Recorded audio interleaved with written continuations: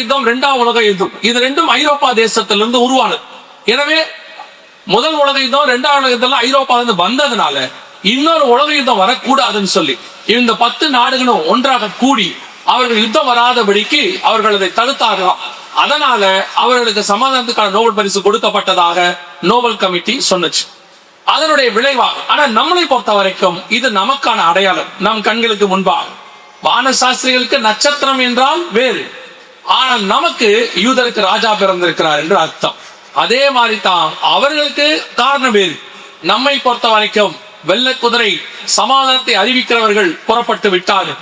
அதுல மிக முக்கியமாக அந்த வசனம் சொல்லுது, 6:2 சொல்லுகிறது, அந்த சமாதானத்தை அறிவிக்கிறதாக புறப்படக்கூடியதான அந்த வெள்ளை குதிரை அது என்ன செய்யுமா, அது ஒரு வில்லை பிடித்திருக்கும் என்று வசனம் சொல்லுது. அந்த வசனத்தை நீங்கள் வாசிக்கும் போது பார்க்கும் போது அவன் ஒரு வில்லை பிடித்திருந்தான் என்று வசனம் சொல்லுது. இங்க இருக்கு பாருங்க, ஒரு வில்லை பிடித்திருந்தான்.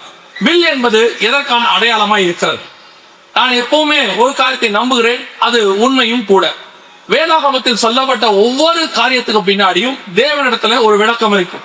ஒரு காரியத்தை கர்த்தர் நடுவில் மறைத்து வைத்திருப்பார், ஆனால் அதுக்கான விளக்கத்தை தேடி கண்டுபிடிக்கும்படி வைத்திருப்பார். நீங்கள் யூகிக்க வேண்டிய அவசியம் இருக்காது, ஏன்னா யூகிக்கவும் கூடாது. ஏன்னா இது ஆவியில எழுதப்பட்டது. நீங்க மாம்சத்துல யூகிச்சா தப்பாக போகும். அதனாலதான் தானியேல் ஒவ்வொரு வாட்டியும் ஆண்டவர்கிட்ட இது என்ன இது என்னன்னு கேட்பார். இந்த 10 கொம்புகள் என்ன, இந்த மிருகம் என்ன, இந்த 2 ஆட்டுக்கடா என்ன, ஆண்டவர்கிட்ட கேட்பார். அதனாலதான் தூதன் சொல்றான், நீ வேண்டிக் கொண்ட போதே உனக்கு பதில் வந்தது, நீ கேட்டது உனக்கு கொடுக்கப்பட்டது. காரணம், தானியேலுடைய ஞானத்துக்கு யூகிக்க முடியும். ஆனா அவர் சொல்றாரு, கர்த்தருடைய திட்டத்தை யூகிக்கிற அளவுக்கு உங்களுக்கு எனக்கு என்ன இல்ல, ஞானம் கிடையாது. அது கர்த்தருடைய ஞானம், அறிவு என்கிற ஐஸ்வர்யம். எனவே இதுக்கான விளக்கங்கள் எல்லாம் இந்த வேதத்திலேயே இருக்கும். நீங்க தேடி கண்டுபிடிச்சு வாசிச்சீங்கன்னா மட்டும் போதும், ஆண்டவர் அந்த விளக்கத்தை விட்டு கொடுத்துருவார். இந்த வில் என்பது எதற்கான அடையாளமா இருக்கிறது? வாசிங்கள், ஆதியாகமத்தின் புஸ்தகம் 9ஆம் அதிகாரம் 13வது வசனத்தை வாசிங்க. ஆதியாகமம் 9:13 வாசிங்க. நான் என் வில்லை மேகத்தில் வைத்தேன், அது எனக்கும் பூமிக்கும் உண்டான உடன்படிக்கைக்கு அடையாளமா இருக்கும். வில் என்பது ஒரு அடையாளம், உடன்படிக்கைக்கான அடையாளம். இந்த உடன்படிக்கைக்கான அடையாளம் என்பது யாரை குறிக்கிறது? வில் என்பது யாரை குறிக்கிறது? இயேசு கிறிஸ்துவை குறிக்கிறது. ஏன்னா அவர் தான் மேகத்தின் மேல் வருகிறவர். அவரைத்தான் என் வில்லை மேகத்தில் வைத்தேன். அதனுடைய அர்த்தம் என்ன? நான் உலகத்தை அழிக்க நினைக்கும் பொழுது நான் இந்த வில்லை பார்ப்பேன், மேகத்தை பார்ப்பேன். ஆண்டவர் எப்பெல்லாம் உலகத்தை அழிக்கணும்னு நினைக்கிறாரோ அப்பெல்லாம் இயேசு கிறிஸ்து நமக்காக மன்றாடுகிறார் என்று சொல்லி பார்க்கிறோம். வாக்கு கடனாக பெருமூச்சிகளோட விண்ணப்பங்களை ஏறெடுக்கிறார் என்று சொல்லி பார்க்கிறோம். அந்த வில் என்பது மேகத்தில் வைக்கப்பட்டது, இயேசு கிறிஸ்துக்கான அடையாளம். அதுதான் அவர் போகும்போது ஒரு மேகம் அவரை எடுத்துக்கொண்டது என்று அப்போஸ்தலர் நடபடிகள் 1ஆம் அதிகாரத்தில் வாசிக்கிறோம். அதே மாதிரி திரும்பி வரும்போது இது மேகனுடனே அவர் வருகிறார். மேகத்தில் போய் மேகத்தில் வருவார். அந்த மேகத்தில் வைக்கப்பட்ட வில் இயேசு. ஆனால் இவன் என்ன செய்வானா, அப்படியே இயேசு கிறிஸ்துவுக்கு மாடலை ஒன்று உருவாக்குவார். அவன் ஒரு உடன்படிக்கையை உண்டாக்குவான். இயேசு எப்படி உடன்படிக்கைக்கு அடையாளமோ இவன் ஒரு உடன்படிக்கையை உண்டாக்குவான். இதை கொண்டு வந்து ஜனங்கள் மத்தியிலே அவன் பரப்புவான். இந்த உடன்படிக்கையை ஜனங்களிடத்திலே செய்வான். இதை எப்படி நீங்க சொல்றீங்க, அவன் உடன்படிக்கை செய்வான்னு பைபிள் இருக்குதா? வில்லு உடன்படிக்கை இருக்கு, ஆனா அந்தி கிறிஸ்து அல்லது அந்த அரசாங்கம் உடன்படிக்கை செய்யும் வேதம் சொல்லுதா அப்படின்னு கேட்டீங்கன்னா வாசிங்கள், தானியேல் புஸ்தகம் 9ஆம் அதிகாரம் 27வது வசனத்தை வாசிங்க. தானியேல் 9:27 வாசிங்க. அவர் ஒரு வாரம் அளவும் அநேகருக்கு உடன்படிக்கையை உறுதிப்படுத்தி அந்த வாரம் பாதி சென்ற போது பலியையும் காணிக்கையும் ஒழிய பண்ணுவார். அவர் ஒரு வாரம் அளவும் அநேகருக்கு உடன்படிக்கையை உறுதிப்படுத்தி என்று சொல்லுகிறார். இது உபத்திரவ காலத்தில் வரப்போகிறதான ஒரு உடன்படிக்கை.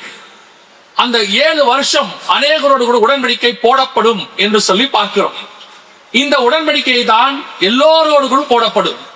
அவர் ஒரு வாரம் அளவும் அநேகருக்கு உடன்படிக்கை உறுதிப்படுத்தி, உடன்படிக்கையை உறுதிப்படுத்தி அப்படின்னா என்ன அர்த்தம்னா, உறுதி என்றால் ஏற்கனவே இருக்கிறதை தான் உறுதிப்படுத்த முடியும். ஏற்படுத்தி அப்படின்னா புதுசா போடுறாங்கன்னு அர்த்தம். உறுதிப்படுத்தி அப்படின்னா ஏற்கனவே இருக்கிறத என்ன பண்ணுவாங்க, கன்ஃபார்ம் பண்றாங்கன்னு அர்த்தம். இப்போ இந்த யூரோப்பியன் யூனியன் உலகம் முழுவதும் இருக்கிற எல்லா நாடுகளோடு கூட உடன்படிக்கை போட்டு இருக்கிறது. முதலாவதாக ஐரோப்பாவில் இருக்கிற 27 நாடுகளோடு கூட உடன்படிக்கை போட்டாச்சு. அவங்களோட கூட உடன்படிக்கை போட்டு என்ன உடன்படிக்கை, நாம எல்லாம் ஒரே ஆட்கள், ஒரே கண்டம் அல்லது ஒரே பவுண்டரி. நீங்கள் வாசிங்கள் இன்னும் ஒரு வசனத்தை, தானியேல் மன்னிக்கிற வெளிப்படுத்தின விசேஷம் 17ஆம் அதிகாரம் 13வது வசனத்தை வாசிங்க. 17:13 வாசிங்க. இவர்கள் ஒரே யோசனை உள்ளவர்கள், இவர்கள் தங்கள் வல்லமையும் அதிகாரத்தையும் மிருகத்திற்கு கொடுப்பார்கள் என்று வேதம் சொல்லுகிறது. இந்த 10 நாடுகளை குறித்து சொல்லும் போது இவர்கள் ஒரே யோசனை உள்ளவர்கள் என்று சொல்லப்படுகிறது. இதுதான் உடன்படிக்கை. நாம எல்லாம் ஒன்றாய் இருப்போம், நாம் எங்கும் சிதறி போக வேண்டாம், நம்ம எல்லாருக்குள்ளும் எல்லாம் பொதுவாக இருக்கட்டும் என்று சொல்லி இவர்கள் என்ன பண்ணார்கள், 2000 இந்த 10 நாடுகள் சேர்ந்து மிக முக்கியமாக ஒரு காரியத்தை உண்டாக்கினார்கள். அதற்கு பேர் தான் யூரோ. இந்த யூரோ என்பது இந்த 10 நாடுகள் இணைந்து உருவாக்கிய ஒரு கரன்சி. அதாவது ஒவ்வொரு நாட்டுக்கும் தனித்தனியா ஒரு பண மதிப்பு இருக்கும். இந்தியாவுக்கு ரூபாய் இருக்கும், அப்புறம் வந்துட்டு அமெரிக்காவுக்கு டாலர் இருக்கும், இப்படி ஒவ்வொரு நாட்டுக்கு ஒன்று இருக்கும் இல்லையா? ஆனால் இவர்கள் இந்த 10 நாடுகளுக்குள்ள அல்லது இந்த ஐரோப்பாக்குள்ள இருக்கிற 29 நாடு அத்தனை பேரும் அநேகரோடு கூட உடன்படிக்கை உறுதிப்படுத்தி எல்லாரோடு கூட ஒரு உடன்படிக்கை போட்டாங்க. அதன்படி இனிமே தனித்தனி பணம் கிடையாது, நம்ம எல்லாருக்கும் ஒரே பணம் தான். அந்த ஒரு பணத்துக்கு பேரு யூரோ அப்படின்னு கொண்டு வந்தாங்க. 2000 இது ஸ்தாபிக்கப்பட்டது. அதுக்கு முன்னாடி ஒவ்வொரு நாட்டுக்கும் தனித்தனி பணம் இருந்துச்சு. ஜெர்மனிக்கு பிராங்க் இருந்துச்சு, பிரான்ஸுக்கு பிராங்க் இருந்துச்சு, ஜெர்மனிக்கு வந்து மார்க் இருந்துச்சு, இட்டாலிக்கு ரூஃபல் இருந்துச்சு. எல்லாத்தையும் மாத்திட்டு இப்ப கூட போலாந்து வந்து உள்ள வந்துருக்கு, அவங்களையும் மாத்துறாங்க, எல்லாத்தையும் மாத்துறாங்க. இப்போ அந்த பணத்தை எல்லாம் எடுத்துட்டு ஒரே பணம், நம்ம எல்லாருக்கும் ஒரே கரன்சி அப்படின்னு சொல்லி. இது மட்டும் இல்ல, ஒரே யோசனை உள்ளவர். இப்ப நீங்க இங்க இருந்து ஸ்ரீலங்கா போனா விசா வாங்கணும். சிங்கப்பூருக்கும் மலேசியாவுக்கும் 5 நிமிஷம் தான், ஒரே ஒரு பாலம் தான். இந்த பாலத்தில் ஏறி அந்த பக்கம் இறங்குனீங்கன்னா மலேசியா. ஆனால் சிங்கப்பூர்ல இருந்து மலேசியா போறதுக்கு விசா வாங்கணும். இது ஒவ்வொரு நாட்டுக்கும் உள்ள நடைமுறை. ஆனா இந்த 29 நாட்டுக்கும் விசா கிடையாது. எங்க வேணா யார் வேணாலும் போகலாம். ஒரே பவுண்டரி, ஒரே கரன்சி, இவர்களுக்குள் ஒரே தலைமைத்துவம், எல்லாம் மாறி இருக்கிறது. அதுதான் ஒரே யோசனை உள்ளவர்கள். யோசிச்சு பாருங்க, உலக சரித்திரத்துல இந்த மாதிரி ஒப்பந்தம் போட்டு எல்லாருடைய காரியத்தை தூக்கிட்டு, அதாவது நாடுகள் பல நாடுகள் அரசாண்டு இருக்கு. உதாரணமா ஆங்கிலேய சாம்ராஜ்யம் உலகம் முழுக்க அரசாண்டுச்சு. ஆனா இந்தியாவில் அரசாடும் போது இந்திய பணத்துக்கு ரூபாய் தான் பேர் வச்சிருந்தாங்க. அவங்களுடையதான பவுண்டுன்னு வைக்கல. 127 நாட்டுக்கு அரசாண்டார் அகஸ்வேர ராஜா. அந்தந்த நாட்டுல அந்தந்த கலாச்சாரம் தான் இருந்துச்சு. ஆனால் இவங்களுக்குள்ள பாத்தீங்கன்னா ஒரே கரன்சி, ஒரே விசா. இப்ப நெகேமியா இருக்கிறார், அஸ்வாஸ்டன் மன்னன் காலத்துல அவர் இருக்கிறார். இப்ப அலங்கம் கட்டுறதுக்கு போறாரு. அப்ப பாத்தீங்கன்னா அது வந்து மேதிய பெர்ஷிய சாம்ராஜ்யம் நடக்கிற சம்பவம். போகும்போது அந்த ராஜா கிட்ட ஒரு நாட்டை தாண்டி இன்னொரு நாட்டுக்கு நான் போகும்போது எனக்கு ஒரு தாக்கீது எழுதி கொடுங்க அப்படின்னு சொல்லுவார். அவங்க கலந்து போறதுக்கான ஒரு பர்மிஷன், அதான் நம்ம விசான்னு சொல்றோம். அதை நெகேமியா வாங்குவார்.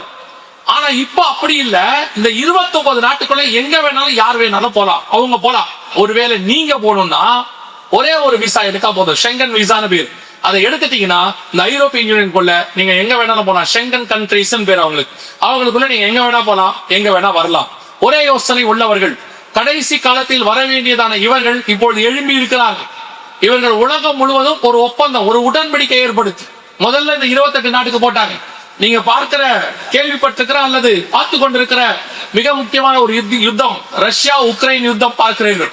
இந்த ரஷ்யா உக்ரைன் யுத்தத்தினுடையதான அடிப்படை ஆள் யார், காரணம், பின்புலம் யாருன்னு பாத்தீங்கன்னா இவங்க தான் அதுக்கு பின்னாடி காரணம் என்னன்னா, இவங்களுடைய எல்லைகள் பெரிதாகணும். எல்லா நாட்டோடையும் உடன்படிக்கை போடுறாங்க. ஆனால் ரஷ்யாவுக்குள்ள போக விடாதபடிக்கு தடையா நடுவுல இருந்த நாடு உக்ரைன். இந்த உக்ரைனும் ரஷ்யாவுக்கும், ஐரோப்பாவுக்கும் ரஷ்யாவுக்கு நடுவுல உக்ரைன் இருக்கு. இந்த உக்ரைனுக்குள்ள நுழைஞ்சிட்டா ரஷ்யாவுக்குள்ளேயும் நுழையலாம். இப்ப ரஷ்யாவுக்கு இது தெரியுது. அதனால அவன் என்ன செய்யறானா, உக்ரைனுக்குள்ள இவங்க யாரும் வரக்கூடாதுன்னு உக்ரைனை அடிச்சுக்கிட்டு இருக்கான். இதான் இவங்க சண்டை, இவங்க சண்டைக்குள்ள பிரச்சனை அதான். அதுக்கு அவங்க வேற ரீசன் சொல்லி ரஷ்யாவுக்கு, இப்ப ரஷ்யா அதிபர், உக்ரைன் அதிபருக்கு என்ன, செலன்ஸ்கிக்கு நாம யூரோப்பு கூட சேர்ந்துட்டா அந்த யூரோப்ல இருக்கக்கூடிய எல்லா விதமான வசதி வாய்ப்புகள் அத்தனையும் உக்ரைனுக்கும் கிடைக்கும் அப்படின்னு பாக்குறாரு. ஆனா ரஷ்யா சொல்லுது, உக்ரைனுக்குள்ள இவங்க வந்துட்டாங்கன்னா இவங்க ராணுவம் அங்க வந்துடும், ஐரோப்பாவுடைய படைபலம், நாட்டோ படைபலம் உள்ள வந்துச்சுன்னா அது ரஷ்யாவுக்கு ஆபத்து அப்படின்னு அவங்க சொல்றோம். சோ இதான் அவங்க பிரச்சனை. ஆனா அடிப்படை யாருன்னா இந்த யூரோப்பியன் யூனியன். இவர்கள் தான் உலகம் முழுவதும் தங்கள் ராஜ்யத்தை விஸ்தாரப்படுத்த விரும்புகிறார்கள். அதனால அநேகருக்கு உடன்படிக்கை ஏற்படுத்திட்டு இருக்கிறாங்க. அதுல மிக முக்கியமாக இந்த 2026 அவர்கள் இந்தியாவோட உடன்படிக்கை போட்டார்கள். மார்ச்ல ஆஸ்திரேலியாவோட உடன்படிக்கை போட்டார்கள். நீங்க பாத்தீங்கன்னு சொன்னா இந்த உடன்படிக்கை இப்பொழுது இந்த வருஷத்துல போடப்பட்டது. இது இந்தியாவோடு கூட போடப்பட்டது. which இது is ஆஸ்திரேலியாவோடு கூட இப்போ போடப்பட்டிருக்கிறது. இதுக்கு பேரு தடையற்ற வர்த்தகம், ஃப்ரீ ட்ரேட். ஃப்ரீ ட்ரேட்னா என்ன, அதுக்கு ஒரு உங்களுக்கு ஈஸியா புரியறதுக்கு சொல்றேன்.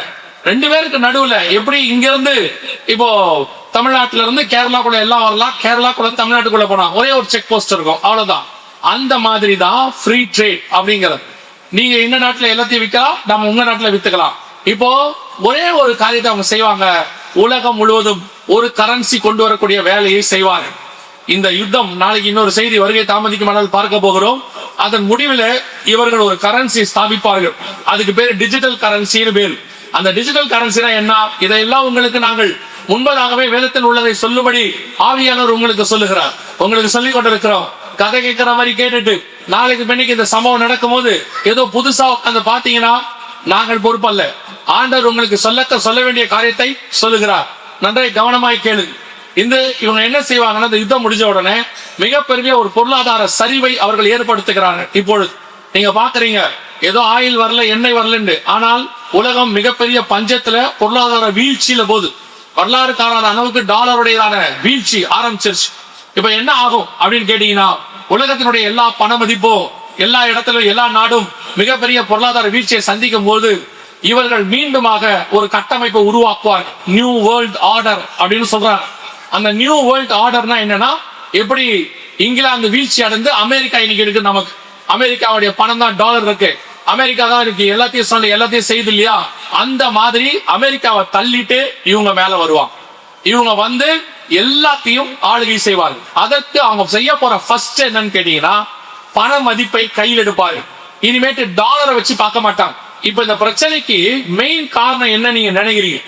ஈரான், இஸ்ரேல், இந்த ரஷ்ய அமெரிக்கா பிரச்சனைக்கு மெயின் காரணம் என்னன்னா, அமெரிக்காவுடைய டாலரை கீழே தள்ளணும்னு முடிவு பண்ணிட்டாங்க. அதை யார வச்சோ செய்யறாங்க. வெனின்சுலா வச்சு செஞ்சாங்க, உடனே அமெரிக்கா வெனின்சுலா அதிபரத்துக்கு உள்ள போட்டுச்சு. இப்போ ஈரானை வச்சு செய்யறாங்க, உடனடியாக ஈரானை போய் அமெரிக்கா தாக்குச்சு.